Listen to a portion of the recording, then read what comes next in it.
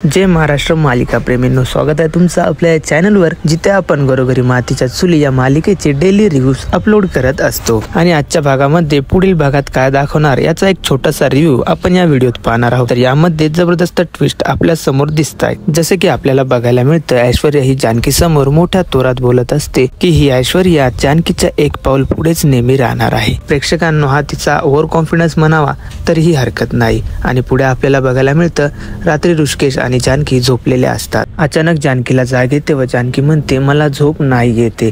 हे पाहून ऋषिकेश तिला जवळ घेतो आणि आपल्या मांडीवर झोपवून सांगतो, उजेड आणि प्रकाशामध्ये एक अंधाराची प्रहर येते आणि अंधार जसा संपतो तसंही हे सगळं काही संपून जाईल। हे सांगून ऋषिकेश जानकीला थोडासा धीर देतो व त्यानंतर आपल्याला बघायला मिळतं, लता ही ऐश्वर्याला विचारत असते, आता पुढे काय करायचं आहे। यावर ऐश्वर्या म्हणते, आता आपल्याला ऋषिकेश आणि जानकीला वेगवेगळं करायचंय, म्हणजे जानकीचा जो सपोर्ट सिस्टीम आहे तोच तिच्यापासून दूर जाईल। तर प्रेक्षकांनो, जानकी आणि ऋषिकेशला वेगळं करण्याचा प्लॅन आखून ऐश्वर्या मोठा धुमाकूळ घालणार का, हे पाहणे खूपच महत्त्वाचे ठरणार आहेत। आणि मालिकेमध्ये नवीन काय ट्विस्ट आहे ना, हे देखील पाहणे खूपच महत्त्वाचं ठरणार आहे।